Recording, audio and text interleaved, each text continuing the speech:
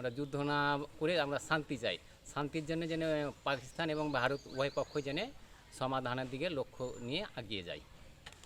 তবে বিশেষ করে আমাদের যে বিজেপি, বর্ডার গার্ড বিজেপি, ইরাকে যে সতর্ক আছে তার চাইতে কঠোর সতর্ক থাকার জন্য আহ্বান জানাচ্ছি বা অনুরোধ করতেছি। কারণ যে ভারত যেন আমাদের ওপরে কোনো অভিযান বা কোনো ক্ষতি না করতে পারে আমাদের দেশে, এজন্য তাদেরকে জোরালোভাবে সতর্ক নিতে হবে বা অবস্থান নিতে হবে।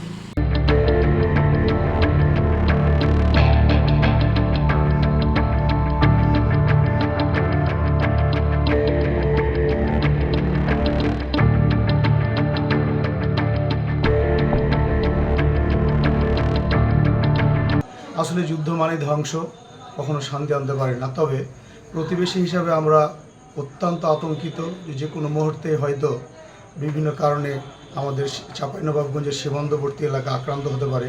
ভারত পাকিস্তান যেহেতু দুটাই পরাশক্তি দেশ, তাই এর আগেও দেখেছি শুনেছি যুদ্ধ হয়েছে দুজনের মধ্যেই, কিন্তু আমরা আশা করছি অল্প কিছুদিনের মধ্যে এই যুদ্ধের সমাপ্তি। ভারত এবং পাকিস্তান চির প্রতিদ্বন্দ্বী, এরা একে অন্যকে সহ্য করতেই পারে না। এই নিরিখেই আমাদের এই সীমান্তবর্তী দেশ, ভারতের প্রতিবেশী দেশ আমরা বাংলাদেশ, তাদের মধ্যে যখন যুদ্ধ লেগে যায় তখন আমাদের মধ্যে আতঙ্ক সৃষ্টি হয়।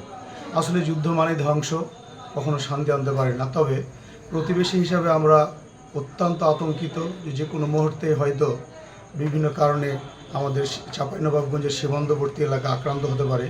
তো আমরা চাই প্রতিবেশীদের মধ্যে যুদ্ধ না হয়ে শান্তি ফিরে আসুক এবং সকলের মাঝেই এই শান্তিটা বিরাজমান হোক।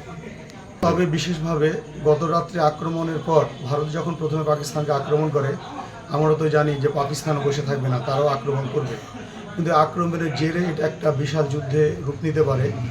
এর পাশে আবার শক্তিশালী চীন, ওইদিকে তুরস্ক, এদিকে পাকিস্তান, আর আমরা তো সীমান্তবর্তী বিশাল ভারতের বর্ডারে আমরা বাস করি, চাঁপাইনবাবগঞ্জের মানুষ। আমরা ভীষণভাবে আতঙ্কিত। আমরা চাই আমাদের সকলের মাঝে শান্তি ফিরে আসুক, যুদ্ধ না হোক।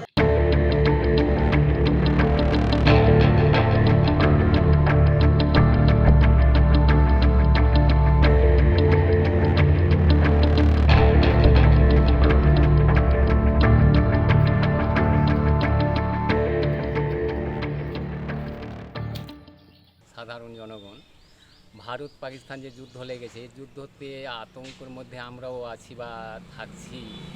তো আমরা যুদ্ধ চাই না, উভয় দেশকে শান্তিভাবে এটাকে সমাধানের জন্যে আবেদন করতেছি।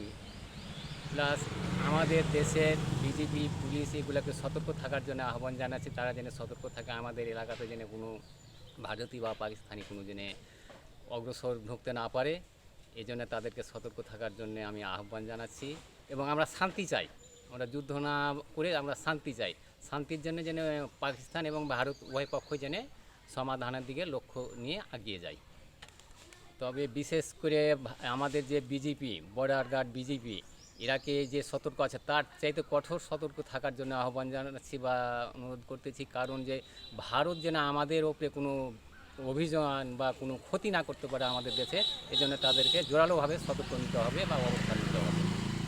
আমরা যুদ্ধ চাই না, আমরা শান্তি চাই। যুদ্ধ যেহেতু মানুষকে শান্তি দিতে পারে না, সে অর্থে আমরা কেউ চাই না যুদ্ধে মানুষ যে ক্ষয়ক্ষতি বা এই ধ্বংসলীলা চলে, এখান থেকে আমরা সবাই পরিত্রাণ চাই।